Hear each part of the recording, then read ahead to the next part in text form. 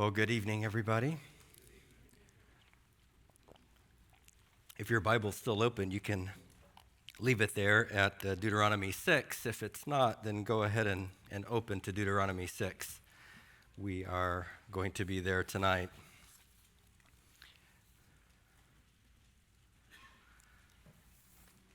Deuteronomy 6, and we will focus our attention on verses 10 through 25. School is starting. I didn't know if I was going to hear a collective sigh or a collective groan, but school is starting. And with school comes the reality of tests, doesn't it? Tests are a reality in our lives. School tests, as the school year begins, we will start to find those.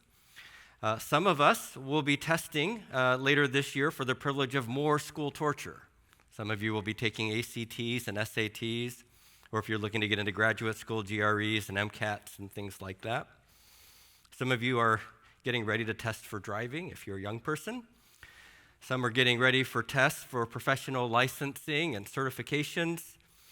And then all of us have tests of character and skill, whether they be in sport or sickness, maybe in parenting difficult children, in a challenging marriage, or dealing with stubborn bosses, coworkers, or employees, depending on what your status is at work.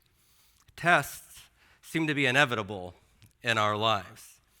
But I want you to notice something about the sorts of tests I've just talked about. There's an assumption when we talk about tests, and that is that tests come in the context of difficulty, challenging situations, hard and oppressive circumstances. I want you to listen to this statement I'm going to make, and I'm going to give you about 3 seconds to fill in the end of the sentence. How would you complete this? In the last 12 months, I have really been tested by...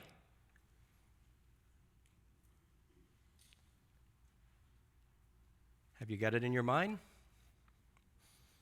I can almost guarantee that 100% of you mentally filled in that blank the same way, with some annoyance in your life, some misfortune or distress or adversity or grief or aggravation or setback. And of course, that's very, very normal. We live in a sin-cursed and a fallen world, don't we? Tests and trials come in all sorts of shapes and sizes. But there's one particular kind of test that we experience regularly, but I think we often fail to recognize it because it doesn't quite fit the profile of the kind of tests we've been talking about. And that's the test of a satisfied complacency. The problem of having been given such an abundance of good that you become self-satisfied and forget that you need the Lord just as much in that circumstance of plenty as you ever needed him when you were needy.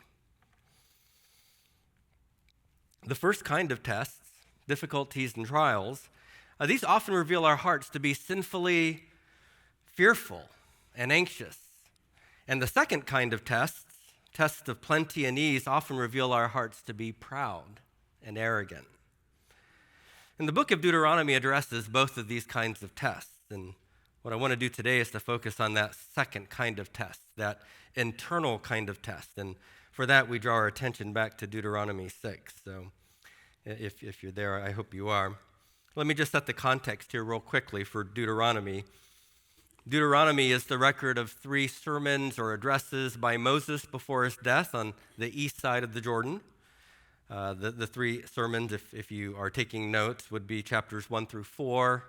Then he starts another address in chapter 5 that runs through 28, and then chapters 29 through 30 are the third sermon or address. And Israel at this point has been delivered from Egypt. They've received his Torah, his instructions at Sinai. They have constructed a tabernacle. And so now the presence of God is dwelling in the midst of his people. And they've also wandered for 40 years in the wilderness due to their rebellion. They are now sitting in the book of Deuteronomy on the cusp of entering into the promised land. They are in the plains of Moab, just on the other side of the Jordan, waiting to go in. The book of Deuteronomy then appears to be a record of a covenant renewal ceremony on the plains of Moab. And here Israel reaffirms her loyalty to the Lord, to Yahweh, and her commitment to his divinely revealed law. And our passage today, Deuteronomy 6, sits within that second of Moses' three final addresses to the people. The second address, as I mentioned, chapters 5 through 28, is a sermonic explanation of the grace of Yahweh in covenant. In chapters 5 through 11, Moses focuses on the revelation of the principles of covenant relationship with the Lord. For example, in Deuteronomy 5, we have the reiteration, the repeating of the 10 commandments or the 10 words as they are described in Hebrew. So the principles of covenant relationship are laid out, and then Moses focuses on proclaiming the privileges of covenant relationship in Deuteronomy 6 through 11. Having reminded God's people of their experience of receiving his revelation at Sinai, he now issues a call to covenant love, an exclusive loyalty to Yahweh, their God. And a central part of that call is what is often described as and nicknamed the Shema, which is Hebrew for the word hear, because in Deuteronomy 6:4 it begins, "Hear, O Israel, the Lord our God, the Lord is one." And that Shema is followed immediately by a summons to live out what Jesus described as the greatest commandment. Chapter 6, verse 5, "You shall love the Lord your God with all your heart, with all your soul, with all your might." Jason DeRushi describes Deuteronomy and covenant love this way. Covenant love for Yahweh is indeed a life-encompassing, community-embracing, exclusive commitment that calls for every closet of our lives to be filled with radical God-centeredness. And this kind of love, this covenant commitment to Yahweh, is fueled by redemption. They were redeemed from Egypt, and is energized by God's grace. But it's a commitment that can be tested as we attempt to live it out, as Israel attempts to live it out. And so immediately Moses raises the specter of an impending and internal test of the covenantal commitment of God's people in chapter 6, verses 10 through 25. And rather than reading the whole thing at once, I'm just going to read the parts of it as we come to it. So we see here in these verses an internal test of covenant commitment. Daniel Block, who was one of my professors during my PhD program, I believe Pastor Josh had him for classes as well. He wrote this in his Deuteronomy commentary. If the Shema introduces the theme of covenant commitment in chapter 6, verse 4, the rest of this chapter, chapter 6, and chapter 7 and 8 answer the question, what does it mean to be totally committed to Yahweh? Moses answers the question by challenging his audience to be prepared for three tests of that commitment. They are arranged in an ABA order, with the first and the last, the first being in chapter 6, the last being in chapter 8, involving internal tests, Israel's response to prosperity in the land, and the center test involving an external challenge, Israel's response to enemies who stand in their way, unquote. If you're interested, Scott Admire, I think it was just this past year, preached on that middle one, the external test of being afraid to go into the land because of the enemies that would stand in their way. And he did a fine job of that. And I'm going to talk about one of the internal tests here, the one in chapter 6. And so let's look at the nature of the test. The nature of the test here is that future forgetfulness will challenge Israel's commitment to Yahweh. Future forgetfulness will challenge Israel's commitment to Yahweh. Let's read verses 10 and 11 and 12 here. And when the Lord your God brings you into the land that he swore to your fathers, to Abraham, to Isaac, and to Jacob, to give you, with great and good cities that you did not build, and houses full of all good things that you did not fill, and cisterns that you did not dig, and vineyards and olive trees that you did not plant, and when you eat and are full, then take care lest you forget the Lord who brought you out of the land of Egypt, out of the house of slavery. Note, first of all, the guaranteed place where Yahweh's people will meet this test. And we see that in verse 10. The guaranteed place where Yahweh's people will meet this test. Notice how Moses here in verse 10 describes the land in such a way that it should give the Israelites confidence that Yahweh would indeed make good on his promise, to give it to them. He describes it as the land that he swore to your fathers, to Abraham, to Isaac, and to Jacob, to give you. Now, this language of chapter 6, verse 10 depends upon and is rooted in some historical promises that God made in the book of Genesis. So I want us to look briefly at some of those passages. And as we do, I want you to answer two questions in your mind. And if you're someone who takes notes, then maybe you can jot them down in your notes here as well. And that is, number one, who is being addressed in each passage? And number two, what conditions does God place on the addressee for the granting of the land? So let's look at Genesis 13. So if you're in Deuteronomy, you just got to flip to the left a few passages. Go to Genesis 13, verses 15 through 17.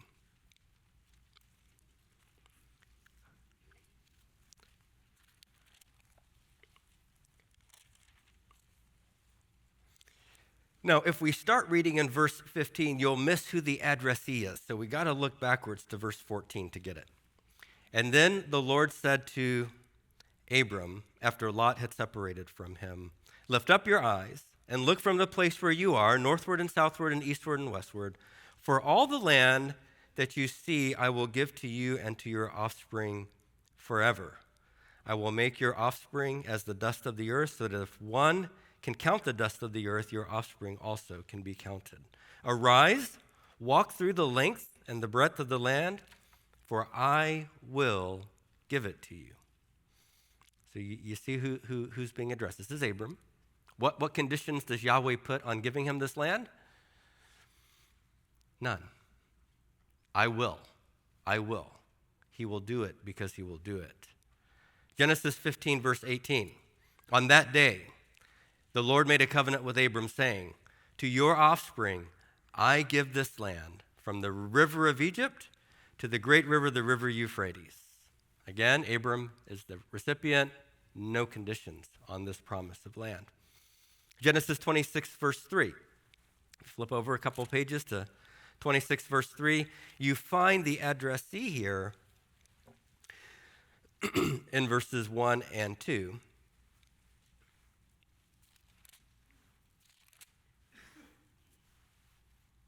Now, there was a famine in the land beside the former famine that was in the days of Abram, and Isaac went to Gerar, to Abimelech, king of the Philistines.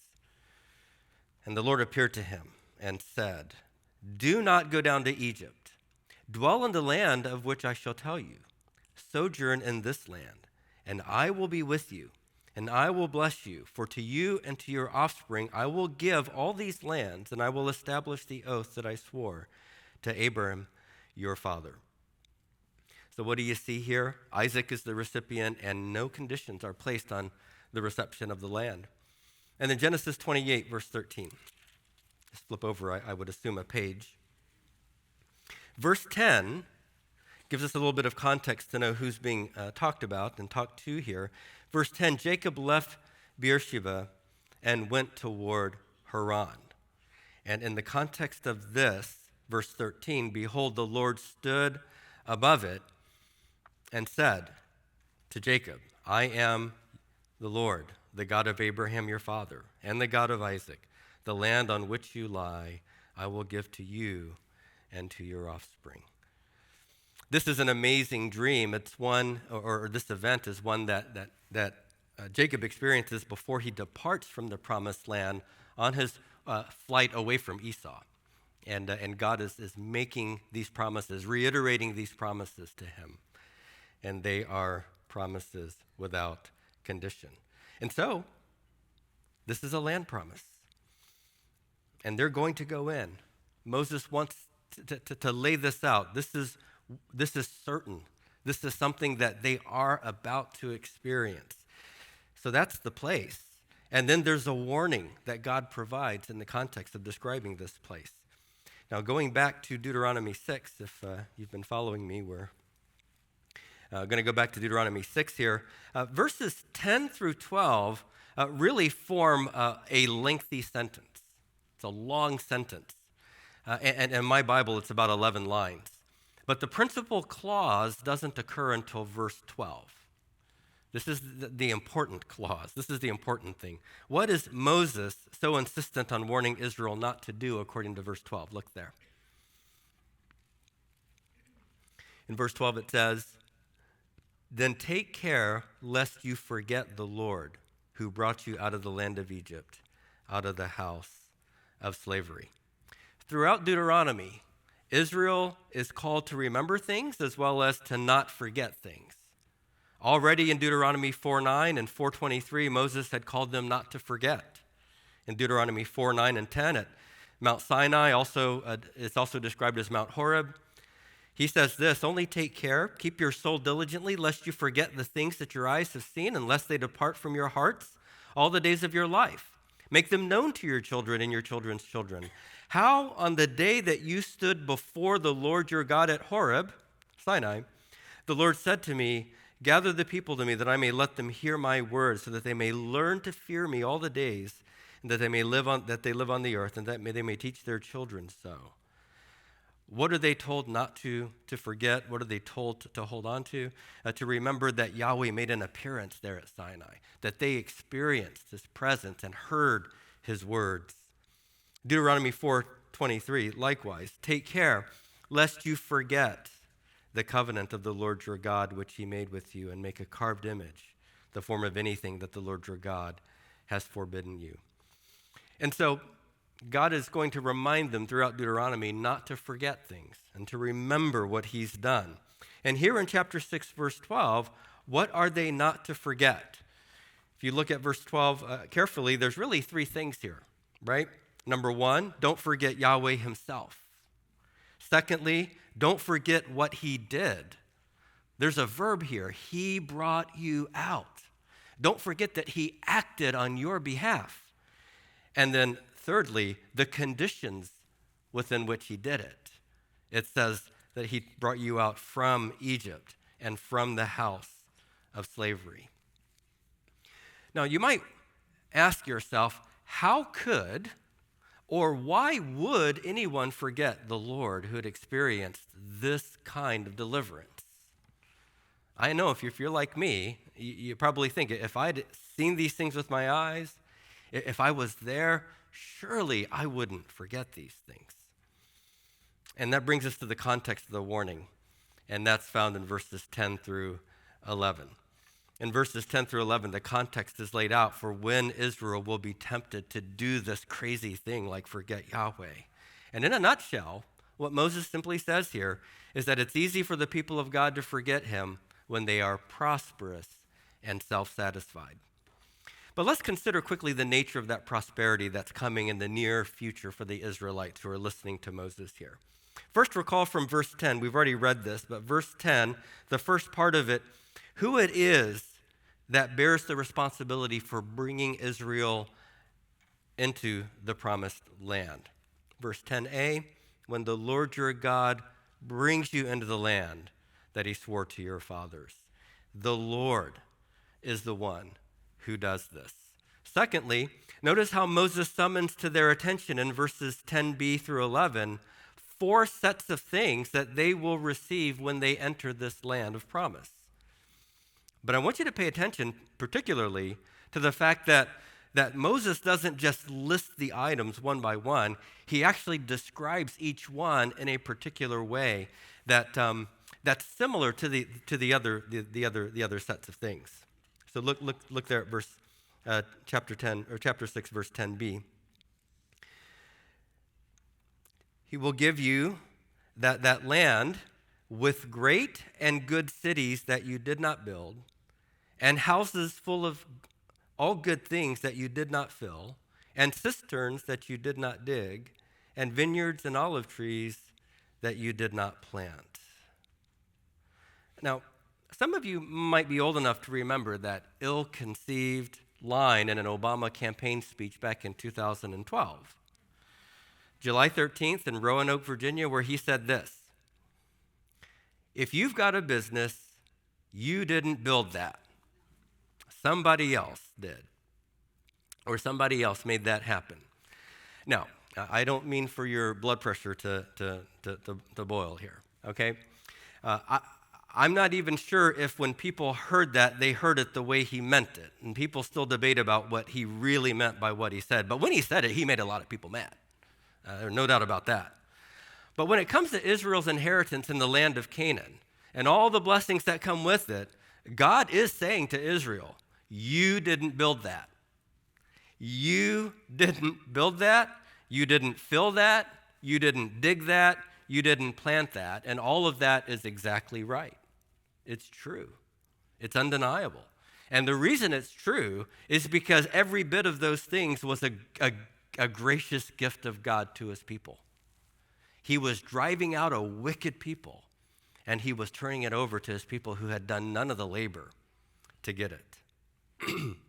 But Moses isn't done setting the context just yet after he says you didn't build that.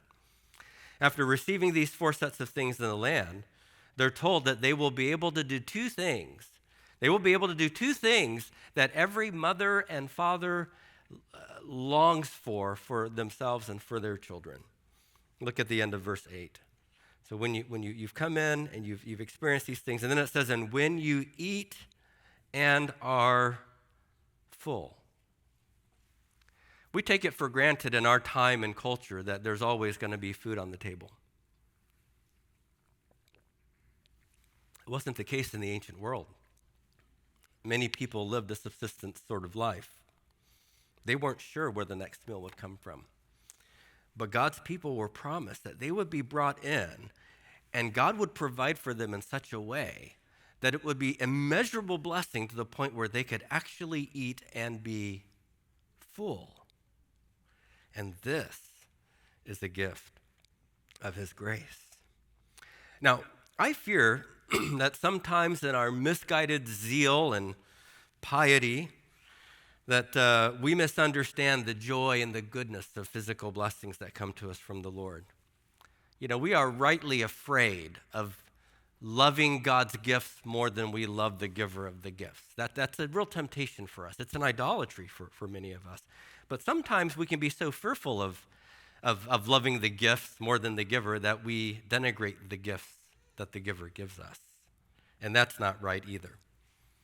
And if you think about this idea of eating and being full, or eating and being satisfied, are those inherently bad things? Are those wicked things? Are those things to be shunned? Well, they couldn't possibly be evil, because if they were, God wouldn't give them to us as gifts of his grace. He wouldn't provide them to his people as evidence of his love and his blessing and his pleasure. I mean, this is clear from Deuteronomy itself. Just listen to some of the language of Deuteronomy. Deuteronomy 8:10. And you shall eat and be full, and you shall bless the Lord your God for the good land that he has given you. Is eating and being full a bad thing here? Absolutely not. Deuteronomy 11, verses 13 through 15. I won't read all of those. In fact, I'll just read verse 15. He will give grass in your fields for your livestock, and you shall eat and be full. That's a good thing. Deuteronomy 14, 28 through 29, there's instructions for bringing the tithe in and supplying for the needs of the Levites who are scattered throughout the land. They don't have a portion, they don't have an inheritance among the regular tribes, and so they are furnished by the abundant blessings that God provides his people, and they bring that and share that with the Levites. And it says here that the Levites then will come and eat and be filled, that the Lord your God may bless you in all the work of the hands that you do. And so what do verses like that tell us about what God is like? They tell us that God is good. He is a good God. And we're talking Old Testament here, right? Like, people have this crazy idea that the God of the Old Testament is just like this mean, horrible deity. He is good. He is full of blessing. He is super abundant in provision. And given the warning of Deuteronomy 6:12, what does the Bible tell us that mankind is like? Mankind is prone to forget that all that we have is a blessing from God, that all that we have belongs to him, that there is nothing, as Paul says, that we have that we did not receive. And we're prone to forget that we deserve his wrath, and instead that he saves us from our sin and our bondage. And so this is the test, the future test. In prosperity, beware, take care not to forget the Lord. Well, if that's the test, what's the proper response to the test? We see that in verses 13 through 19. Now, if you're familiar with Ephesians 5, Paul introduces there in that letter to the Ephesians what many of us like to describe as the put off, put on principle, or the put off, put on dynamic of sanctification, where he says to put off the old man like a garment and to put on the new man, created after the image of Christ. What will that involve? Well, laying aside falsehood, for example, do what? Speak the truth to your neighbor. Let him who steals steal no longer, but rather work hard with his hands, that he may give to those who have need. When do you stop being a liar? You don't stop being a liar just by not lying. You stop being a liar when you become a truth teller, right? You stop being a stealer when you become a worker and a provider. This is the put off and put on dynamic. It's not enough just to avoid doing something bad. You have to put the right things into practice by way of obedience to the Lord. And so in chapter 6, verse 13, we're given the positive here. If the put off is the don't forget the Lord, then what does the put on look like? It looks like what we find here in verse 13. What are we to replace forgetfulness with? How are we to respond to prosperity? Look at verse 13 here. It is the Lord your God that you shall fear. Him you shall serve, and by his name you shall swear. Each of these three short sentences are commandments. They're imperatives in the original language. And what's really interesting about these sentences here is that I'm going to be a little bit geeky and grammar-wise here, is that the objects of the verb are actually placed before the verb, which is an unusual position. Usually objects go after the verb. That's true in English, right?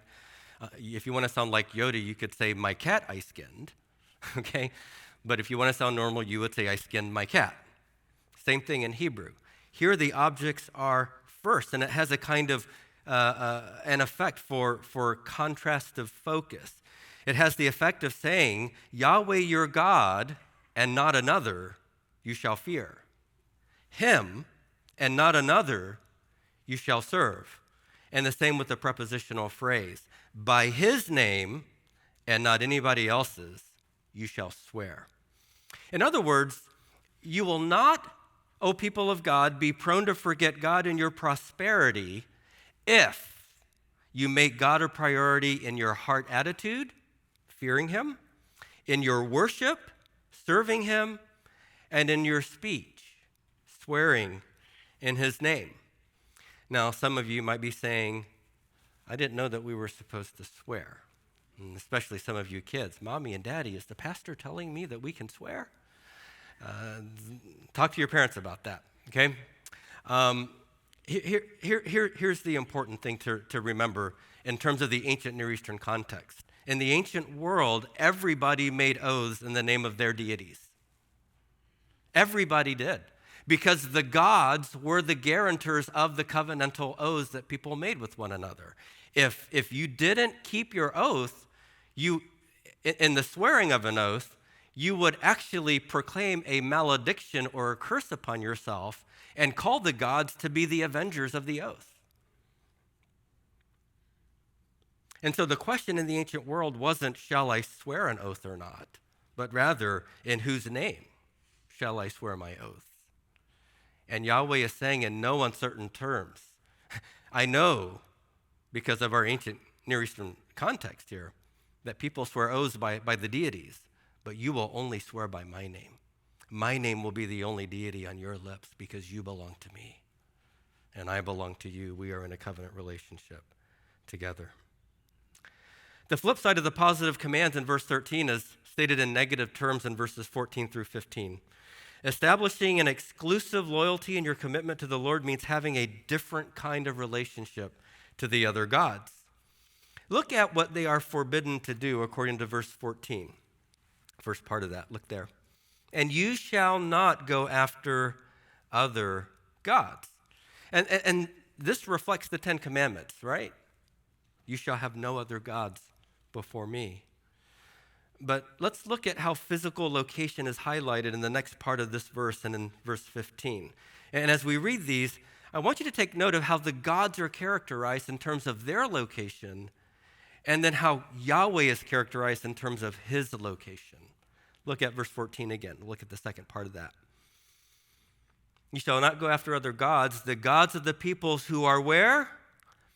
Around you. They're surrounding you, right? Verse 15, for the Lord your God in your midst is a jealous God.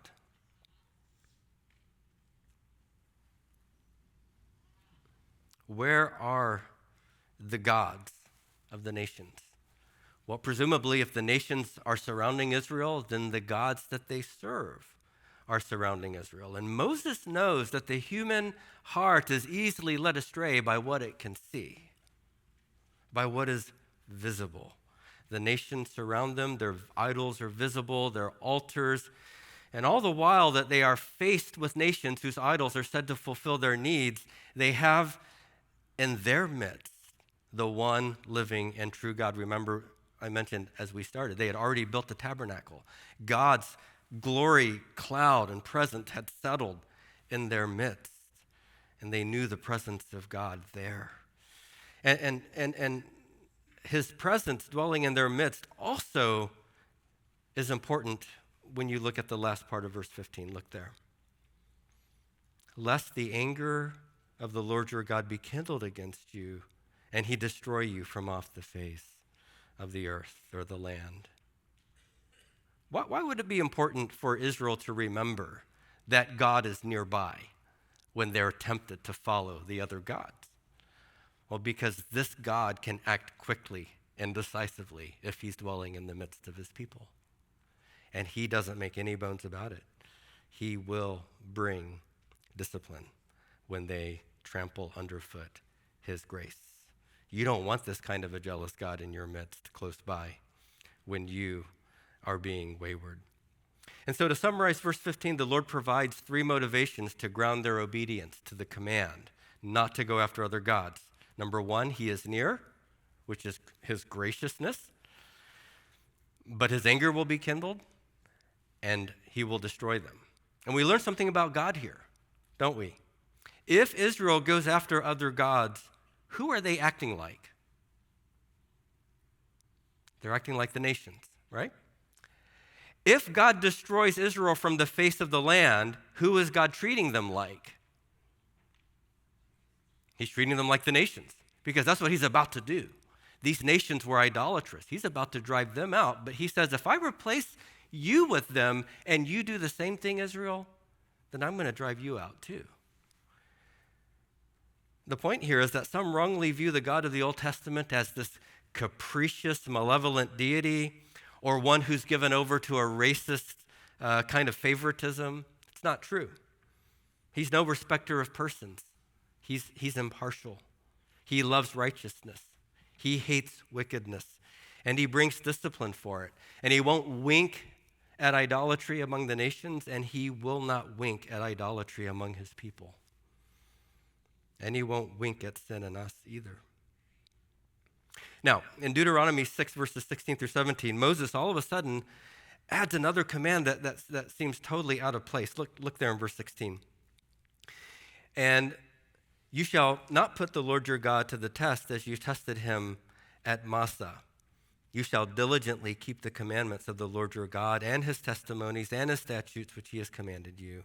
And you shall do what is right and good in the sight of the Lord, that it may go well with you, that you may go in and take possession of the good land that the Lord swore to give your fathers, by thrusting out all your enemies from before you, as the Lord has promised. That little statement there, you shall not put the Lord your God to the test as you tested him at Massah. It appears that that Moses had said something in verse 15 that evoked the memory of this incident at Massah from Exodus 17, 1 through 7. And that whatever that was then provides a basis for his command here in chapter 6, verse 16 of Deuteronomy. So I want to just go back real quickly. Let's read that incident and make some observations from it. And so go to Exodus 17, 1 through 7. And while we do that, here's what I want you to do. Look for the common thread between Exodus 17, 7 and Deuteronomy 6:15. Okay? Exodus 17, 7. All the congregation of the people of Israel moved on from the wilderness of sin by stages according to the commandment of the Lord and camped at Rephidim. But there was no water for the people to drink. Therefore the people quarreled with Moses and said, "Give us water to drink." And Moses said to them, "Why do you quarrel with me? Why do you test the Lord?" But the people thirsted there for water, and the people grumbled against Moses and said, "Why did you bring us up out of Egypt to kill us and our children and our livestock with thirst?" So Moses cried out to the Lord, "What shall I do with this people? They are almost ready to stone me." And the Lord said to Moses, "Pass on before the people, taking with you some of the elders of Israel, and take in your hand the staff with which you struck the Nile, and go. Behold, I will stand before you there on the rock at Horeb." Remember, Horeb is another word for Sinai. "And you shall strike the rock, and water shall come out of it, and the people will drink." And Moses did so in the sight of the elders of Israel. And he called the name of the place Massah and Meribah because of the quarreling of the people, and because they tested the Lord by saying, "Is the Lord among us or not?"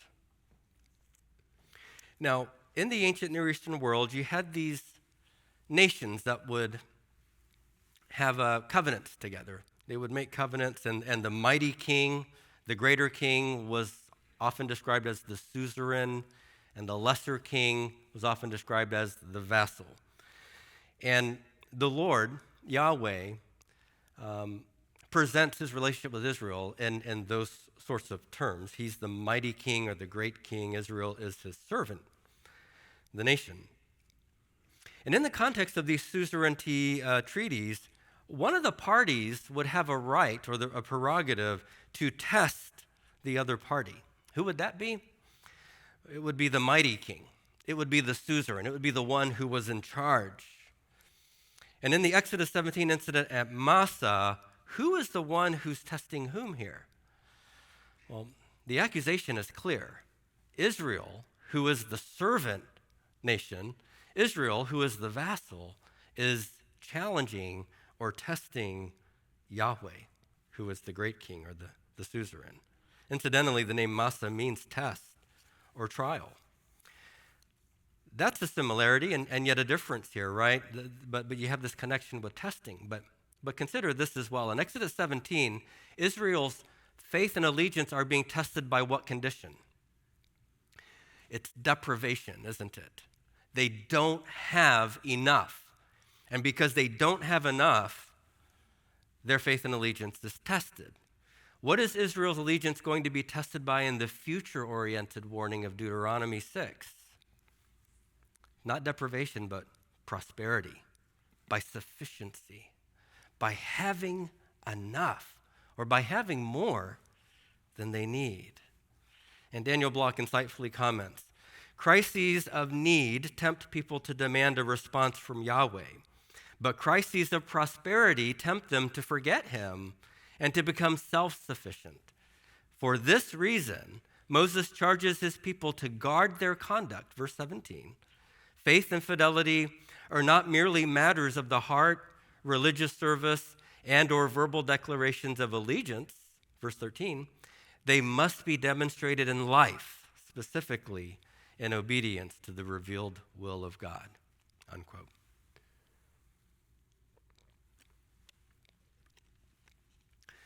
After reiterating the commandment to keep the Lord's commands in chapter 6, verse 17, Moses characterizes that obedience in a very interesting way in verse 18. And I read verse 18 just a little while ago. I just want to direct your attention here. I just want to make a few passing observations because our time is fast getting away from us. Notice that in verse 18, there are two words that are used to describe the quality of what we are to do. Look there in verse 18. What are they to do, the Israelites? You shall do what is right and good. But can I point out, this is just an observation, can I point out here that Moses and Yahweh are not content to leave it there? Imagine if you were to walk around on the streets of Houston or New York City and randomly ask any passerby, hey, what do you think is behavior that is good and right? What kind of answers do you think you would get from any random person? Do you think you'd get very godly answers? You wouldn't at all, right? Now, if you just randomly showed up at any church in America, any modern church today, and asked the same question, I would venture to say that most of their answers would mirror the random person in New York City or Houston, wandering around on the street. And all of this is to say something, I think, important for us. The words that immediately follow good and right are very important. What's the text say here in verse 18? In the sight of the Lord, right? You shall do what is good and right in the sight of the Lord, that it may go well with you, that you may go in and take possession of the land. That is all important. As we heard this morning, our world is upside down. What's good is considered evil and harmful, and what's hurtful and harmful is considered good in our world. Don't let the multitude be your measure, brother and sisters, for what is good and right, for what is truth and justice. Let God's word be that measuring rod for you. Let that be your standing place. Be faithful. This is a test of covenantal commitment for us as well. And Moses says if they will do this, then according to verse 19, Moses reminds them of three consequences for obeying and trusting the Lord. What will they do? They will inherit the land. They will thrust out their enemies, and they will do this according to God's oath and God's promise. Well, the response to the test is revealed in the importance of Israel's commitment, and we see that in verses 20 through 25, which we will cover a lot more quickly. In this last paragraph of our chapter, we see several reasons that it's so important for God's people to be loyally and lovingly committed to Yahweh. Let's read verses 20 through 25. When your son asks you in time to come, what is the meaning of the testimonies and the statutes and the rules that the Lord your God has commanded you? Then you shall say to your son, we were Pharaoh's slaves in Egypt, and the Lord brought us out of Egypt with a mighty hand. And the Lord showed signs and wonders, great and grievous, against Egypt and against Pharaoh and all his household before our eyes. And he brought us out from there, and that he might bring us in and give us the land that he swore to give to our fathers. And the Lord commanded us to do all these statutes, to fear the Lord our God for our good always, that he might preserve us alive as we are this day. And it will be righteousness for us if we are careful to do all this commandment before the Lord our God, as he has commanded us.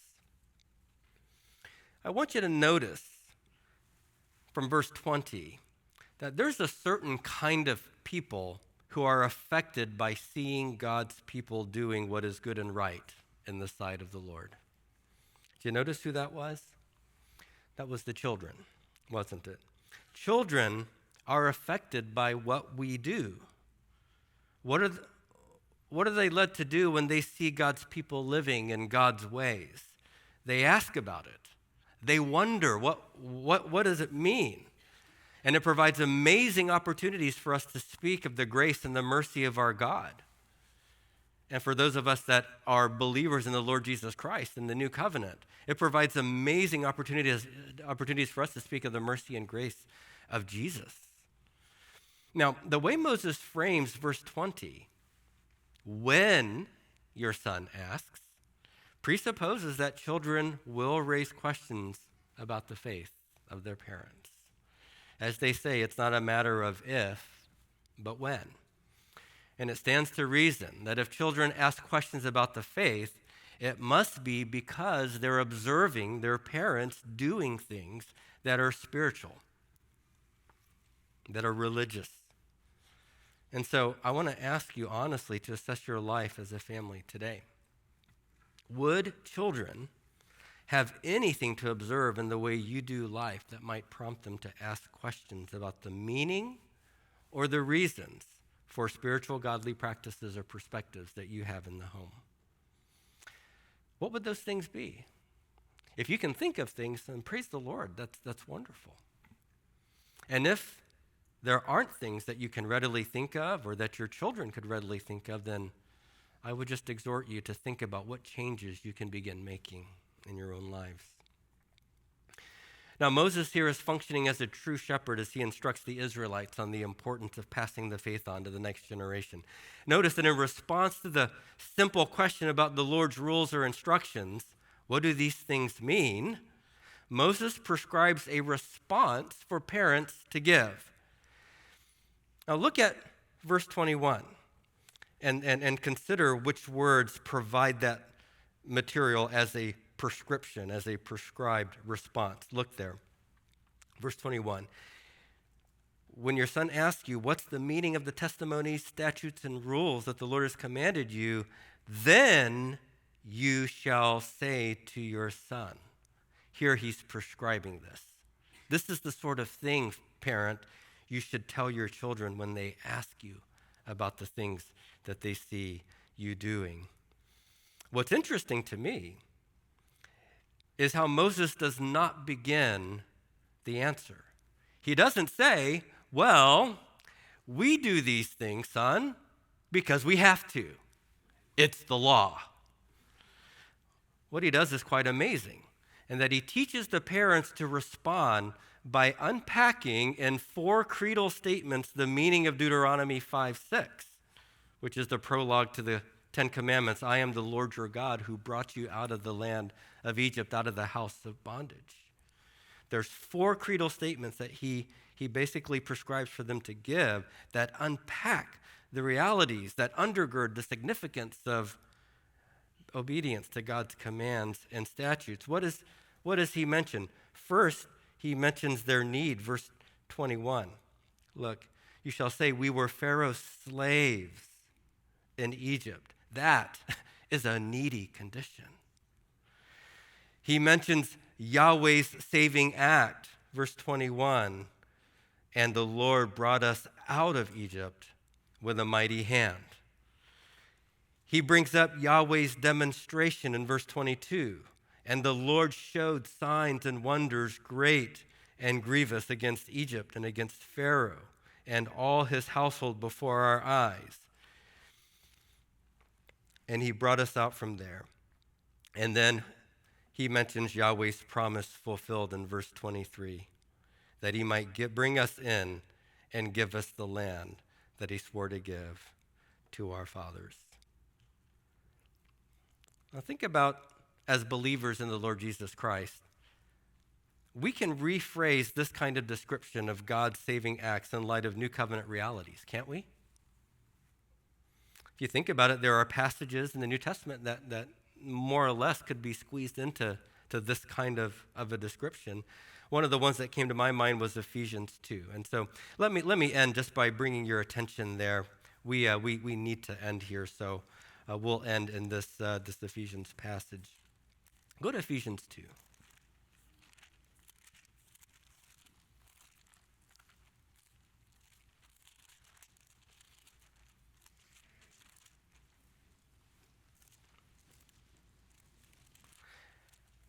Notice how Paul in Ephesians 2 mentions their need. And you, verse 1, were what? You were dead. You were dead in trespasses and sins in which you once walked, following the course of this world, following the prince of the power of the air, the spirit that is now at work in the sons of disobedience, among whom we all once lived in the passions of our flesh, carrying out the desires of the body and the mind, and were by nature children of wrath like the rest of mankind. there's our need. Oh, what a desperate need it was. But then we see God's saving act in Christ Jesus here, don't we? But God, being rich in mercy, because of the great love with which he loved us, even when we were dead in our trespasses, made us alive together with Christ. By grace you have been saved. And raised us up with him and seated us with him in the heavenly places in Christ Jesus, that in the coming ages he might show the immeasurable riches of his grace and kindness towards us in Christ Jesus. He saves. He demonstrates his grace by raising us up, although we deserve to be children of wrath and to be judged forever. He, in his kindness, has raised us up to life and seated us in heavenly places with him positionally, and will make that a reality one day. He will accomplish it. Verse 8, for by grace you have been saved through faith, and this not of your own. It is the gift of God, not a result of work, so that no one may boast.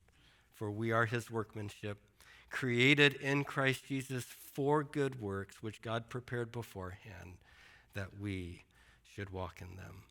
Just as the Israelites recognized that there was prior work and prior promises according to which God saved them and delivered them, here we have the statement of Paul that this was a work that was at work from the very beginning of time, before the beginning of time, that God ordained these things to be so, that we might live to the praise of his glory and walk in the good works that he has foreordained for us. If you're here tonight and you don't know these realities of deliverance from your sin, then you are a child of wrath. You are under the just condemnation of God.